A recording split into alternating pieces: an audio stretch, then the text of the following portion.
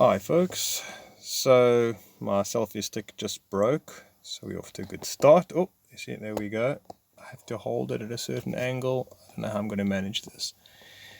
Anyways, there is so much to talk about for myself. There is just so much coming up every hour, I suppose, that I want to talk about, and it's hard to put it all into one discussion, and it's hard just to make pieces of different videos type of thing. It's hard for me to stick to one topic because it's holistic, in a way. One subject or one experience, it's holistic.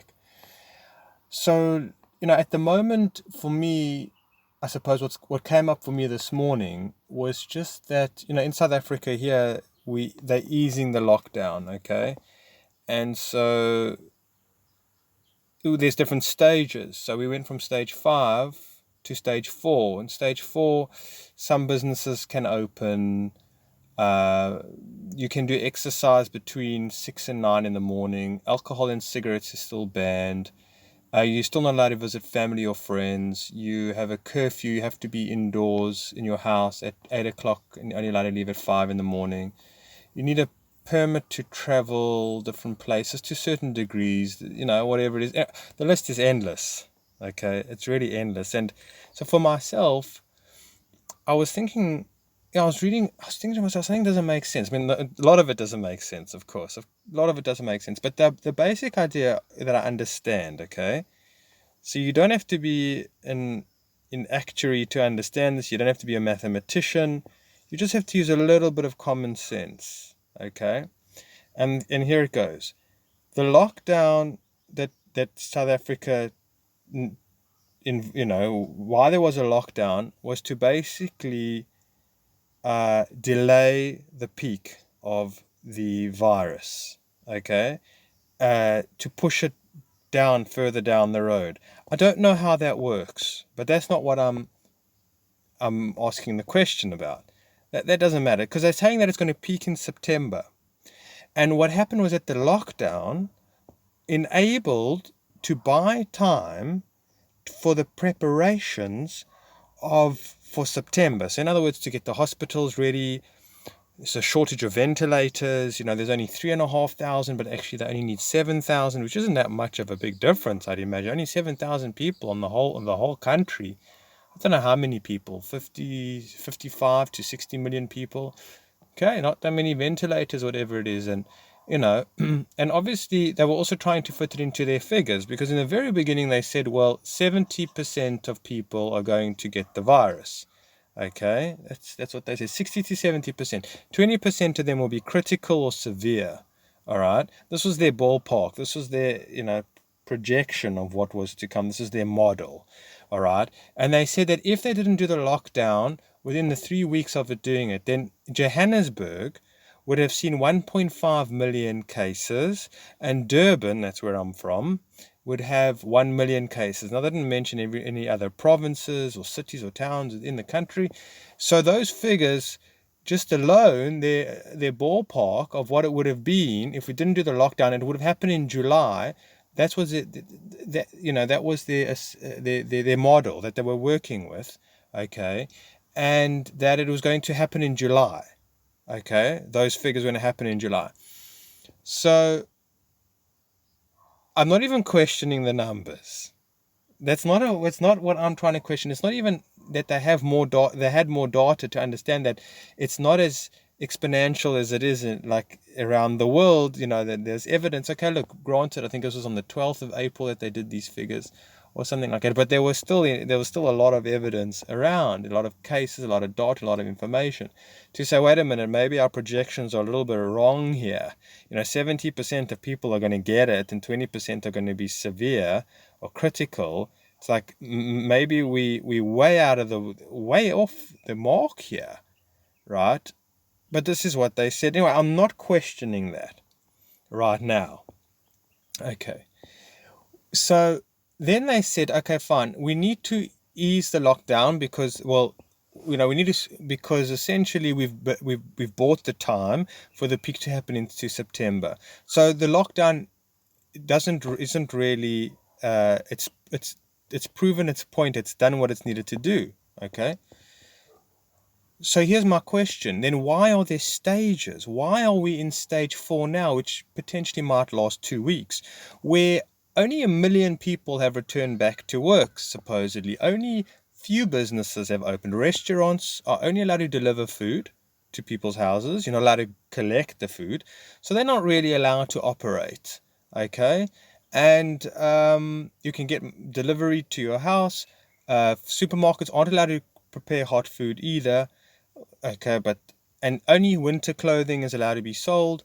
And so there's very, very few. And also, if you're having a business, if you're in retail, you in a company, you're only allowed to have a certain amount of employees at work, right? You can't have your full staff at work. It's going gradually. So, you can only put 50% of employees in, or even less than that, I think, in your company, right?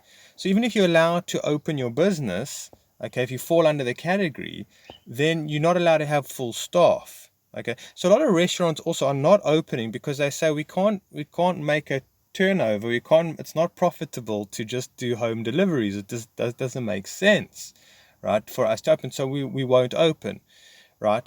And so again, like hairdressers aren't open, hardware stores are open, but nurseries aren't, and I'm very frustrated about that because I need seedlings. I'm looking for some spinach. I'm looking for a lot of stuff. Hardware stores, but they're also not allowed to sell seedlings or plants, and they're not allowed to sell a lot of items in this in the store as well. Not only that, but to get into the store, you know that you only allowed a certain amount of number of people in the store, so you have to wait outside in a queue, okay, and it can be quite a long queue, and you got to practice the social distancing or whatever it is, and so in other supermarkets around the country, the people are piling up outside the center because they're only letting like 10 into the center at a time, if I understand correctly. I've seen pictures, and people are huddled up all together, right? Not doing the social distancing outside, whatever it is. And you know what? So, and then when I go into the hardware store, not 2 minutes, firstly, they sanitize you when you go in, and everybody has to wear masks. Wherever you go, you have to wear masks, right? Even when you're running on the street in the morning from 6 till 9, right? You have to wear masks. And now this also doesn't make sense because it's like, well, everybody was sort of, on the promenade, for example, which you couldn't practice social distancing because there's too many people.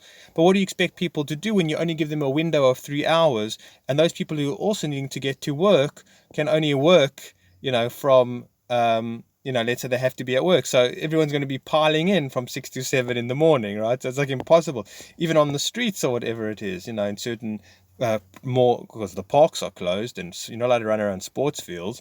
So the popular areas of running are going to be overpopulated. But again, that's not even what I'm talking about in that way. But these are the restrictions that are in place. Anyway, so I go into the hardware store.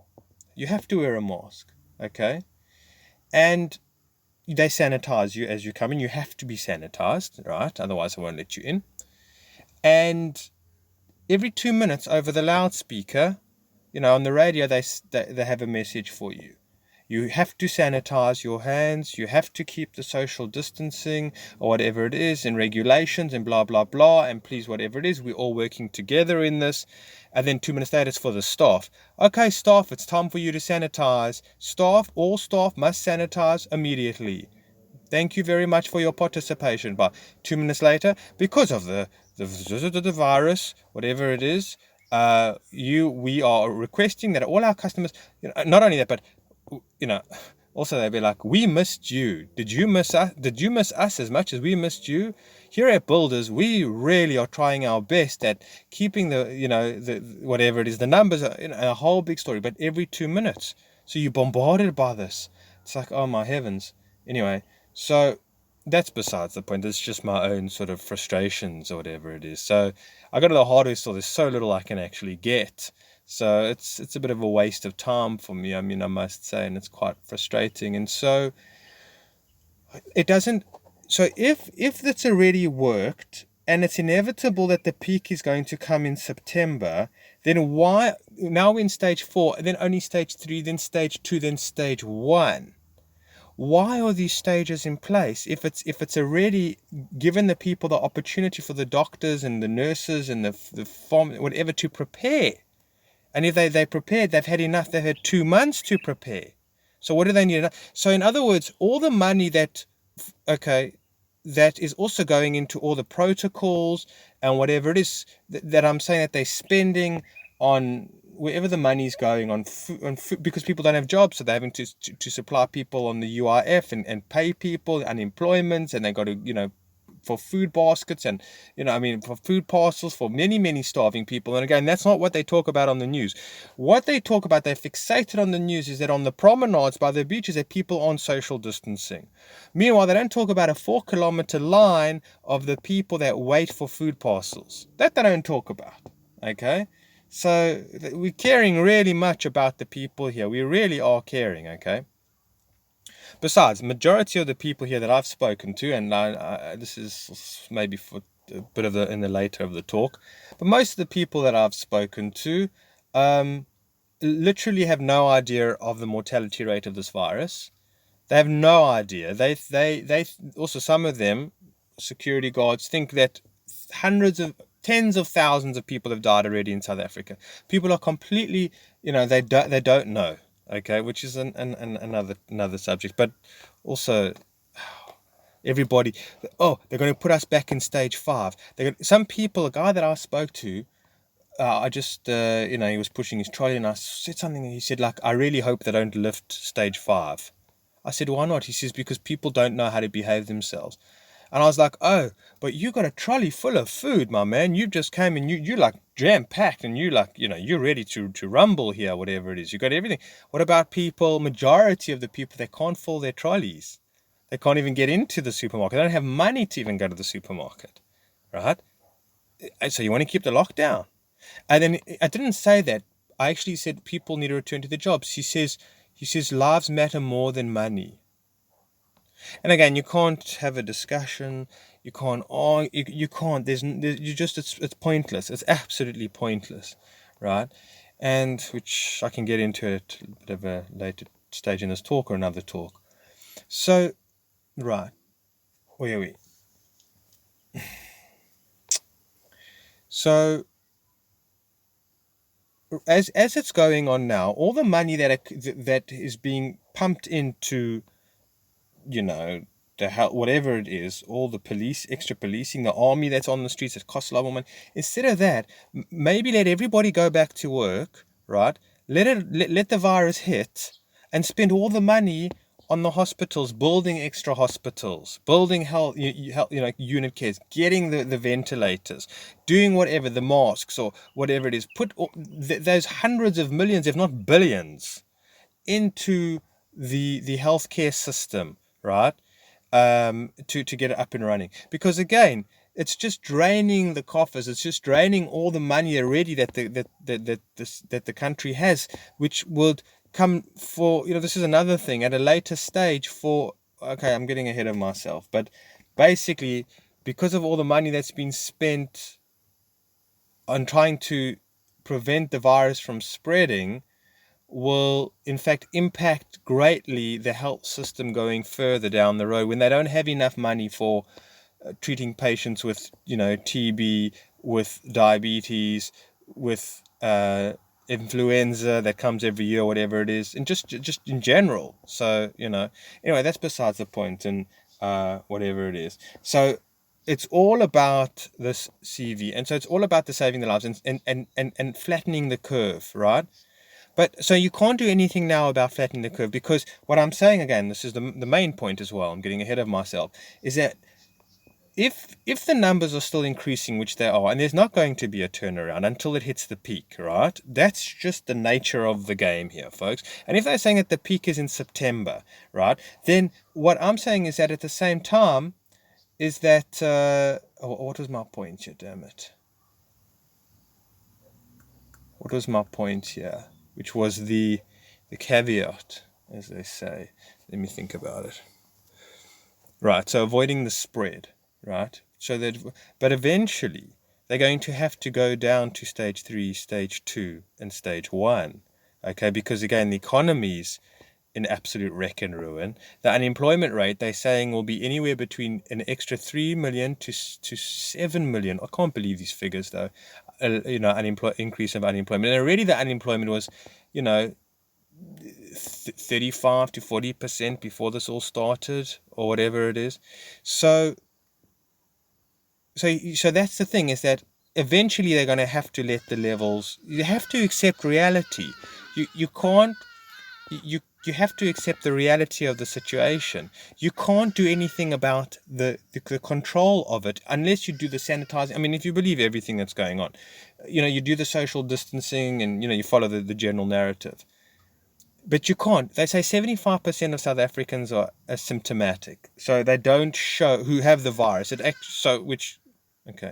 Which doesn't, to just show that things aren't what it is. 75% don't show symptoms. And we're only testing the people, or not we, they are only testing the people that have symptoms. So far, they've done 250,000 tests. Okay?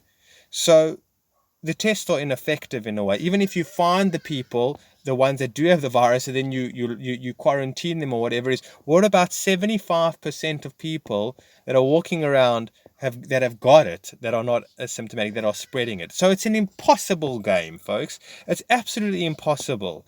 It's like, I don't know, trying to stop the tides from waxing and waning, or whatever. I don't know, from going in from high tide, low tide, or it's just impossible. No matter how much engineering you do, it's just impossible. It's just impossible.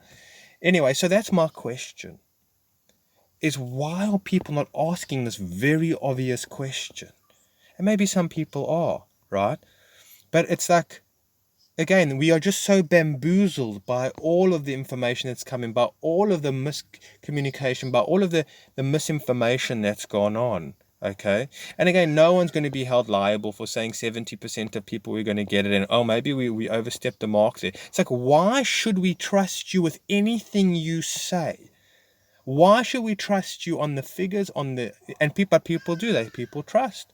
People still trust. They will say, we will stick to what you're saying, and we will hear it, and we won't ask questions, and we won't challenge. And here's my second point. Well, I've got so many points, but I'll have to keep it moderately timed, this talk, and so here's the thing, right? The compliance. And again, I'm not talking about going out on the street with placards. I'm talking about the compliance in not asking why.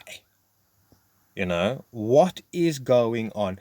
That if you feel inside of yourself that irritation, that feeling of saying something's not right, something's amiss, I want to find out what it is. To have the curiosity to ask, to investigate just a little bit. And most people can investigate now with the internet. Okay, even in South Africa, I mean, everybody does have phones, and they can, but they just don't wish to, right? Why do we comply, and why do we go with the reality, as he says in the Truman Show? This is the point. We accept the reality of that which we are presented with. Okay? We accept the reality of that which we are presented with, and we don't ask why. Right? Life is the biggest mystery that you can ever imagine, and we just don't ask why. What are we doing here? Right? And so for myself, I had trouble in school because it wasn't that I was rebellious or naughty for being cheek, like in the sense of just being a child who wanted to do their own thing, or bunked because it was cool, or smoked some herb because it was sort of taboo, or like I was breaking the boundaries. I wasn't a child like that. I only realized this today so much, right? I wasn't necessarily naughty. Yes, I cheated on my exams, I bunked, whatever it is, but the part of me, the most challenging part of who I am at school, was that I was saying, why is this information necessary? Why is it so important? What are we learning? What is it benefiting us here? What is it teaching us about life? Why is it this way? And also, I used to challenge the teachers and said, why do you feel that you're so superior? What makes you not another human being just like everybody else? Why do you think that you are just because teachers do, they the teachers that I had, right, and whatever it is. Why do you assume to know who I am as an individual and what I need to be taught in and what is my skill level and what is my level of testing, who gives you the right? And I would see through the mask. I would see through the mask of how teachers would believe that it was so serious, right? That school was the be all and end all of your existence, of your success in life. Either you're going to be a failure, you're going to be a success, and this was your breaking point. This is what it mattered. Every fiber of your being. This was make it or break it in your life. You want to land up on the streets, or you want to do well at school, and that was it. And I could feel something was amiss. I knew something, just like Truman, just like, in the Truman Show, right? Felt that something was amiss. So my curiosity, my asking why is it this way? That was what I was seeking. It wasn't to be like the cool kid in the class, the rebellious one, or the whatever, the troublemaker, which I turned out to be, right? But I said, this doesn't make sense, right? And I didn't feel it even in my religion. I said, this doesn't make sense. There's just too many sensical things that are going on here. I do not accept the reality which you present me with. It doesn't make sense. And so, right, I wasn't just being a juvenile. I wasn't just being a troublemaker, but I was a troublemaker in that way by asking the questions and saying this doesn't add up. And I can get into that a whole lot further, right? I'm saying a whole lot further into the whole schooling process of like, why is it that we are sitting inside this classroom that is so sterile, right? That is just so cold, tiled floors. We're in these uniforms. We're sitting here, and good little Julian. And look outside. What a beautiful day it is. Look at the sun shining. Look at the seasons are changing, for crying out loud. I don't know. Look at the pretty girls. And because I was also in a Jewish school, and up till about 15 years old, it was boys and girls were separated. All right. And so, let me switch on the light. I don't know if this is going to really help. The sun's setting and, we're going to lose the lighting here. But anyways, so,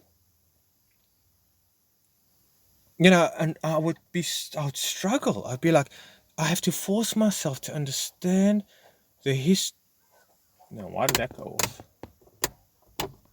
Oh, that's no good. And there's no car mechanics. I got a problem with my car. I haven't been able to have it looked at over 5 weeks because my car mechanics aren't allowed to work.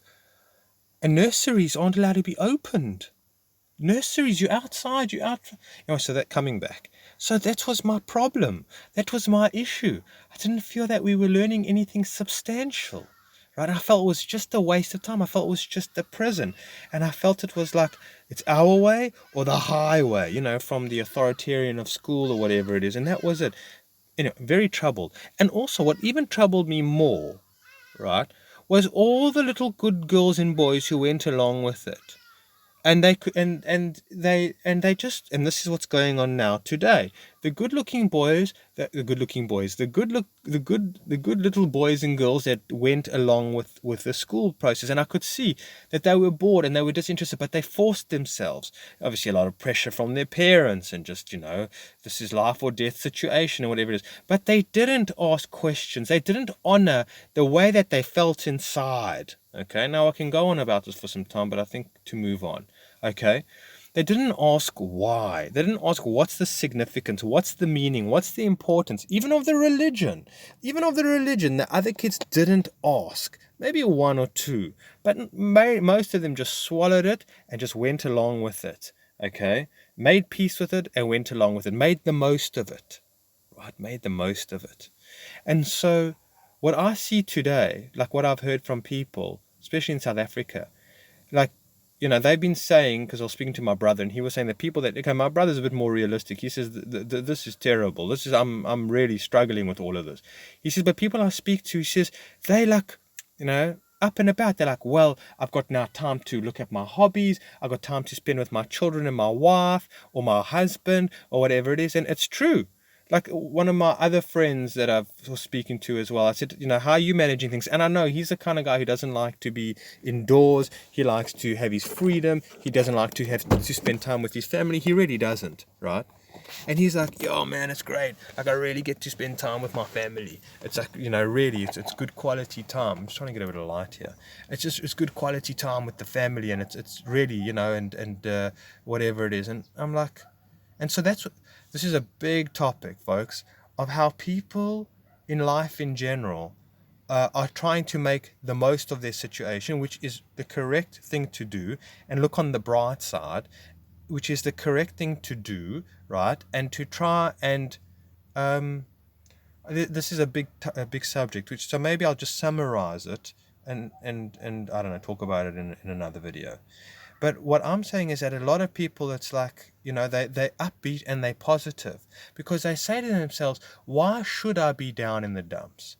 Why should I sort of be despaired or depressed or something like that, or frustrated or aggravated or annoyed when I know there's nothing I can do about the situation, right? So why should I just get on with it, right? Not ask the questions, that even if I ask the questions, well, that's my point, is that they don't even ask the questions. They don't even ask the questions of why are they in the situation?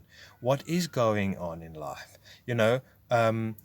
Because we don't look at that which is unpleasant, right? People are very overweight. Don't worry, I'll put on a sexy outfit. I'll put makeup on, right? We cover everything out. We cover all of it up. All the unpleasantness, we stick it in the shadow.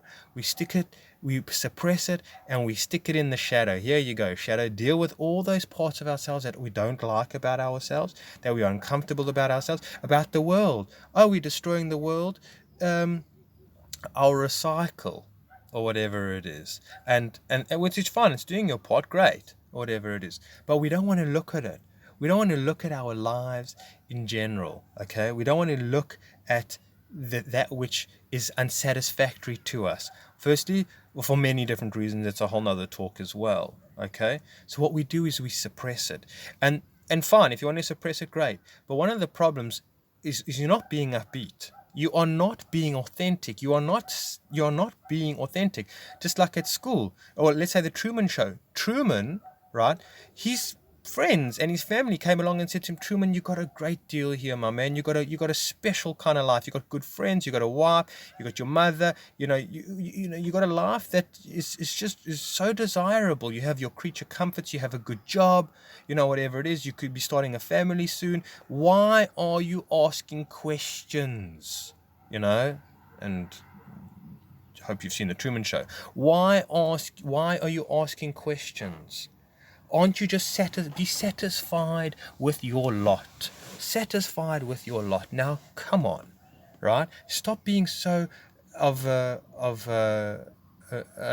complaining. Stop being so ungrateful or whatever it is. When people say like, well, let's say you lose your left leg in an accident, they say, well, don't worry, you still got the right one, right?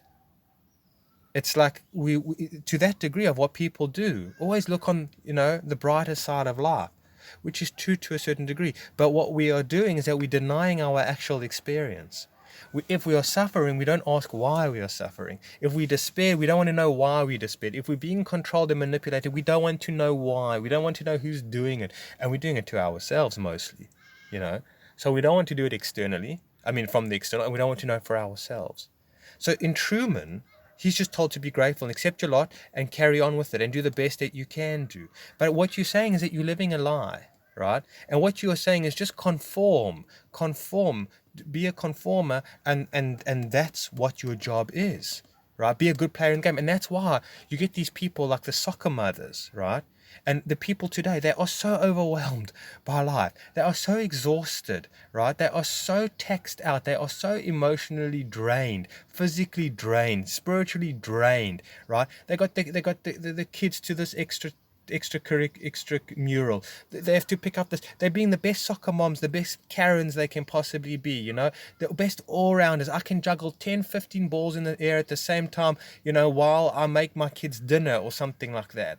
It's that person who burns the midnight oil, the hardest worker, works till 10 o'clock at night at the office, just to, and they don't show any sort of sign of cracking, of weakness, of anything like that, right?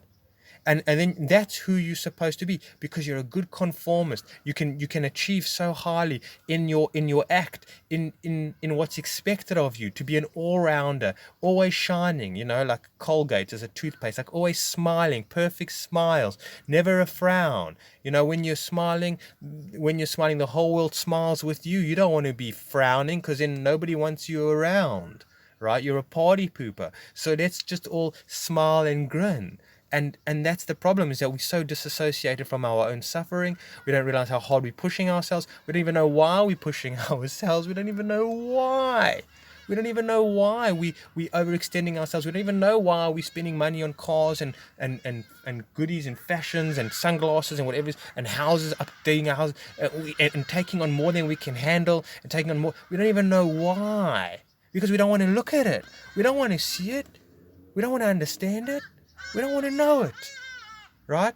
Because we're only looking on the bright side of life. Don't worry, be happy, man, my man. And that's it. Just keep on performing. Keep on, like these. It's like these bodybuilders. Their diets are terrible. They, on steroids and all these other whatever it is, and they abuse their bodies, but they look good on the outside. But no one talks about what goes on. No one talks about what damage you're doing to your body. No one talks about it, like plastic surgery. Oh, you're looking great, darling. You had your nose done. It suits you so well, and whatever it is. No one talks about it. Well, hold on a minute. Maybe a part of who you are is dying inside, and the real you is dying inside and being taken over by this egoic person, character that's made out of fear. That's whatever projection from your shadow. No, we don't want to talk about the real problems.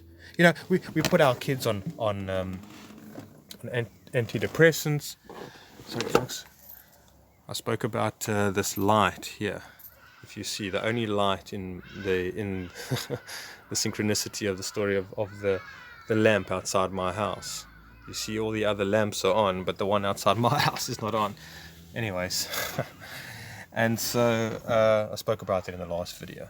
So kids, we don't look and say, well, why is the kid depressed? No, it's chemical imbalance. Really? Okay, so let's just put them on these drugs. What do these drugs do?